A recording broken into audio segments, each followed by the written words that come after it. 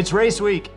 I got big dreams that all about to come true. Chilling at the top with a nice view. It's a good life right now. It's a good life right now. Said I got big dreams that all about to come true. Chilling at the top with a nice view. It's a good life right now. It's a good life right now. Good life, it's a good life. Good life, it's a good life right now.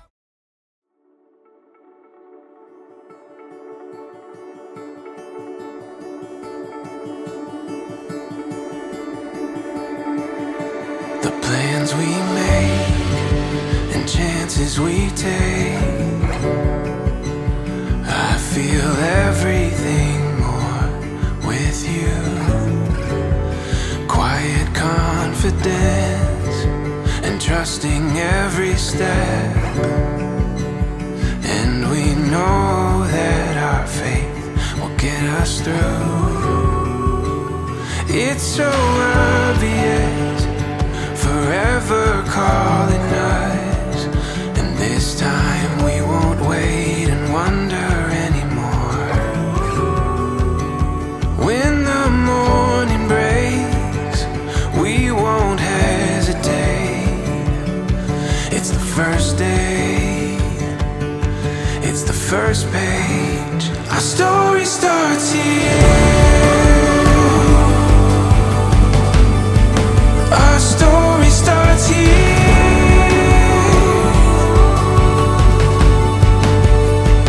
Before our eyes, now we find it all becomes so clear.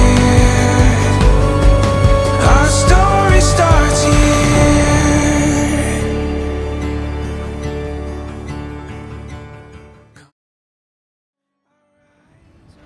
Welcome back to my channel and welcome back to my backyard. We are just 8 days out from the Boston Marathon, and today I just ran an easy 5 miles. We are 8 days out from race day and I am so excited. All the hay is in the barn, so really no fitness can be gained or lost at this point. This week's runs will mainly just be easy miles. I'll do a couple of slightly quicker sessions just to keep the legs moving. I probably won't even be lifting any weights this week. Well, maybe I'll do a few bicep curls just to keep the gun show popping. I'll really just focus on rest, and hopefully my building excitement and nerves will still allow me to get 8+ hours of sleep a night. It's Monday, which is my usual rest day, and this Monday is no different. And oh yeah, I shaved my head. I typically use Mondays to absorb the previous week's training, as well as to heal up any little niggles that have been bothering me. I feel fortunate to be feeling pretty good right now, so that's a good start to the week. Now this week is going to start flying right by, so it's time to start packing. Over the years, I've run this race in the full spectrum of weather conditions, from 30 degrees with rain to 75 degrees in sun. So I've learned to be prepared. So this is what I'll be packing for this year. Anything greater than 50 degrees. Between 40 and 50 degrees. Between 40 and 50 degrees and raining. Less than 40 degrees. Less than 40 degrees and rain. Super hot. Multiple layers of warm throwaway clothes to keep me warm in the village and at the start line just prior to the gun. Story unfolds, together we find we'll get there one day at a time. It's Tuesday, 6 days out from race day, and today is just an easy 8 miles with strides. I've been referring to this week as taper week, but the taper actually started a few weeks ago. My peak mileage was 4 weeks out from the marathon, and that was a 74-mile week. The following week was 68 miles, and then last week was 61 miles, and this week will top out at just 30 miles. Not only is my mileage down this week, but the intensity is as well. Last week I did 2 pretty intense workouts, and this week I just have 1 very mild workout. It's freezing outside today, so I'm back on the treadmill. Now let's turn on Breaking Bad and get this run done. I am not in danger, Skylar. I am the danger. A guy opens his door and gets shot, and you think that of me? No. I am the one who knocks.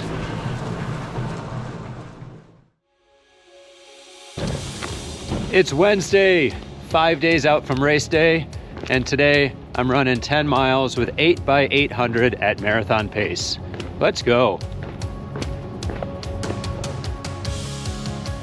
All right, last run of any significance is done and in the books.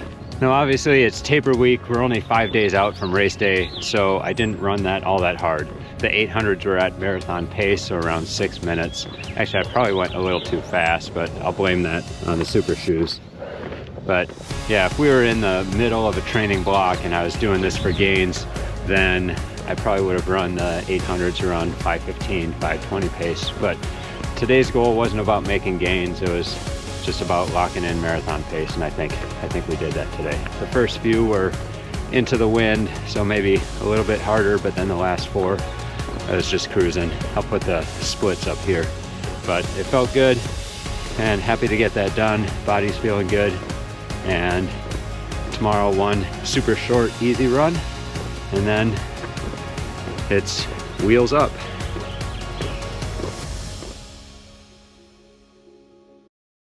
It's Thursday, just 4 days out from race day, and today I'm running an easy 6 miles. It's a good All right, those 6 miles are done. It wasn't anything like last Thursday's big workout, which was 6 by 1 mile at half marathon pace. Gains were definitely made last week, but that's not what today's run was about. Today was just a super easy 6 miles, and some might ask why even bother doing a run this short and this easy. Well, for one, it keeps the body from tightening up, and 2, it just helps me burn off some nervous energy, and 3, what else am I gonna do before work, especially when I'm waking up at the butt crack of dawn every day? All right, so let's go inside. We're leaving for Boston tomorrow morning, and usually before I leave, I like to review the last few months of training to help solidify a race plan. Okay, I just went through Strava and went through some of the key workouts and long runs, as well as made comparisons to some previous Boston builds. It was interesting to me, but it went a little long, so I'm going to cut it out of this part of the video and put it at the end for anyone who really wants to go into details. But for now, let's just get right into my race plans. It would be easy to just say, training went well, so now it's PR or ER, and I credit Kentucky Mike for that phrase. But let's stick to the facts. So A, I'm coming off one of my best marathons ever in New York last November, and after a week off, I've had 22 straight weeks of training with only missing 1 day for injury, and it turned out that that was just a false alarm, and all I missed was one easy 6 mile Sunday run. And B, I'm coming off the highest mileage January through March that I've ever had. And C, I've done more 20-mile runs during this build than I have during any previous Boston builds. And lastly, I've done more marathon pace workouts this build than I have ever before as well. So all that has me thinking that I can beat the 2:41.55 that I ran in 2023. And to be honest, I think I actually have a blueprint to go sub 240. Now I know that's a bold statement, but hear me out. Comparing to what I did in 2023, I should be able to replicate the first 5Ks that I ran in 2023, all around 18:30. And then I also should be able to replicate what I did in the Newton Hills, a 19:30 5K and then a 20-minute 5K. Maybe even a little faster, because I have to believe that my improved strength training should help me out in those hills. And then the last 7K after the Newton Hills is where I plan to make hay. I really struggled during that 7K in 2023 due to fatigue and a lingering hamstring issue that popped up in the last few miles. So I really feel like I should be able to knock a minute off of my 2023 time in those last 7 kilometers. And all that adds up to a time in the 2:39s, and I'll take that. There's a Yiddish proverb that roughly translates to, announcing your plans is a good way to hear God laugh. So I know I'm potentially opening myself up to ridicule by announcing these bold predictions. But I did the same thing in Chicago 2019 when I announced to the world, well, Twitter, that I plan to run a 2:45. And then I surprised myself by running a big 8-minute PR with a 2:43. So for Boston 2025, the goal is 2:39, no hedging, no weather excuses, and no backup goals. And this video drops the night before the race, so if you're watching this on April 20th, you'll know pretty soon how it all turned out. Let's freaking go.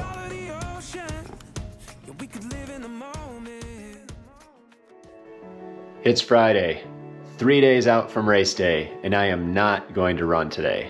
Today is travel day. Our flight is at 7 a.m., and after a quick layover in Detroit, we should be in Boston around noon. It was just 3 weeks ago that I was flying to Boston for an epic 22-mile long run on the marathon course. Cassidy and I weren't running very hard, but it still felt great to finish with a lot left in the tank. I don't plan on finishing with anything left in the tank on Monday. Let's go. After a 4 to 5 mile shakeout run tomorrow, this taper week will finish around 30 miles, less than half of my typical weekly training volume. My legs are feeling as fresh as ever. We'll see how that translates on Monday. We made it to Boston, and I'm gonna wrap this video up because now this taper week video is starting to overlap with next week's race weekend video. So we'll see you next Sunday. Here we are, forever starts today.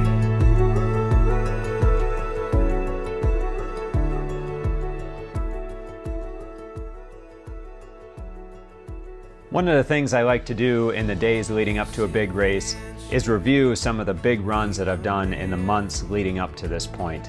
This not only gives me some extra confidence looking at all that work I've put in, but I also like to compare what I've done this training block to what I've done in some preceding training blocks.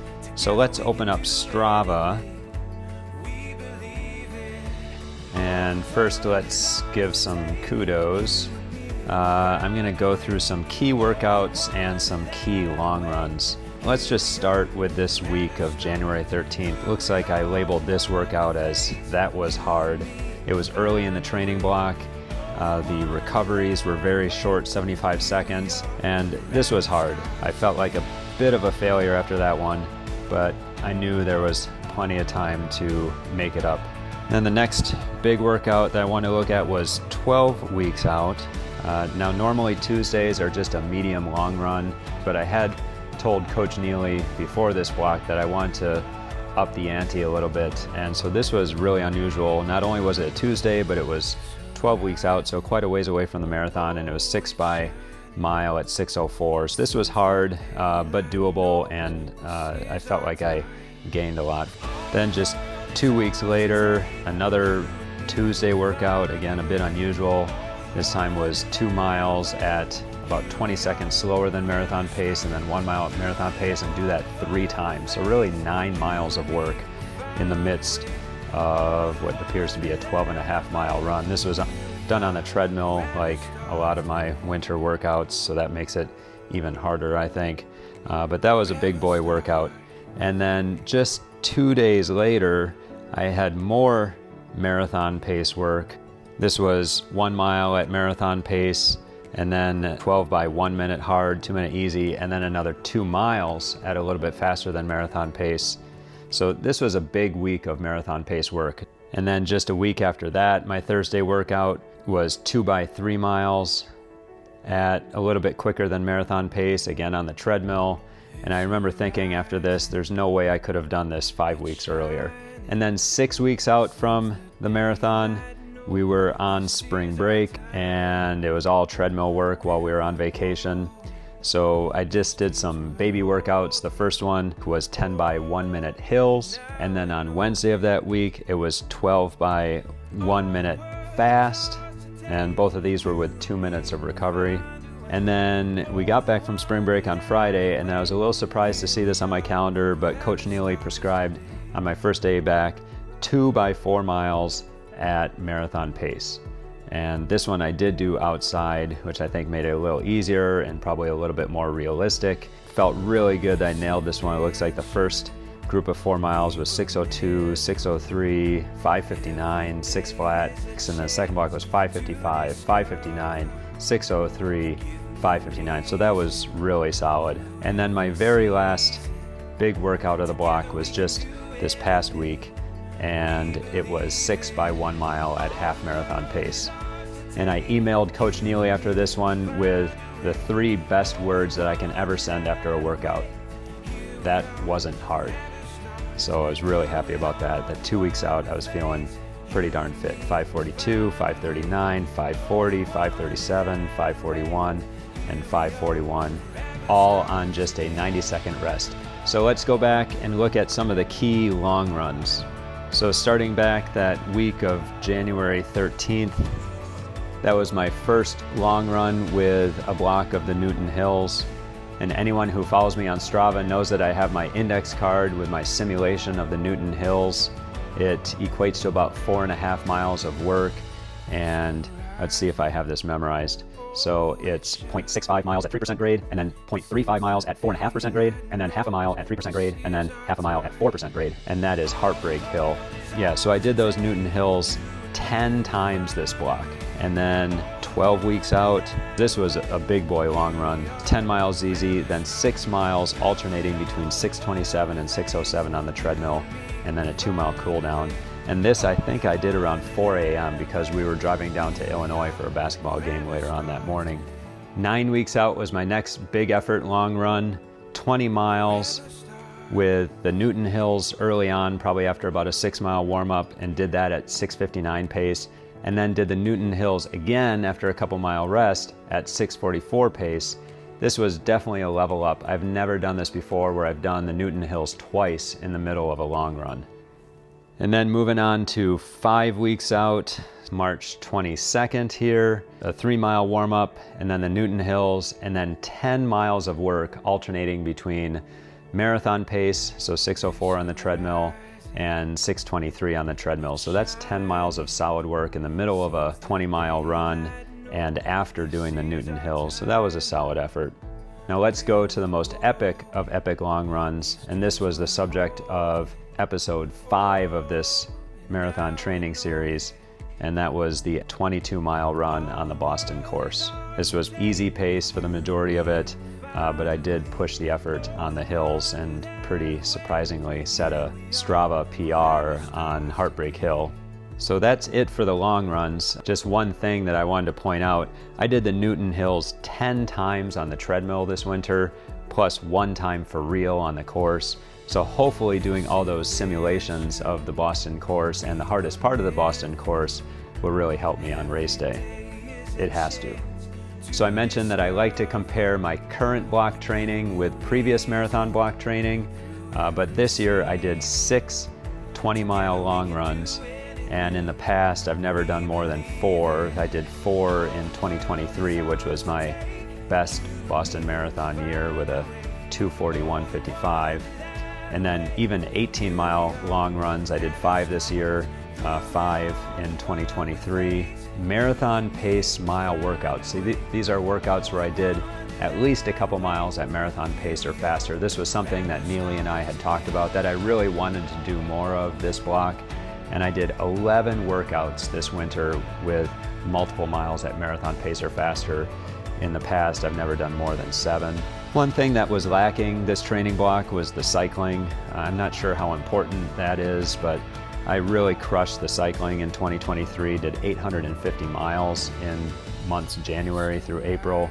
And this year I started off okay. I did 80 miles, but I was just always nervous about getting a little cycling injury that might interfere with my running.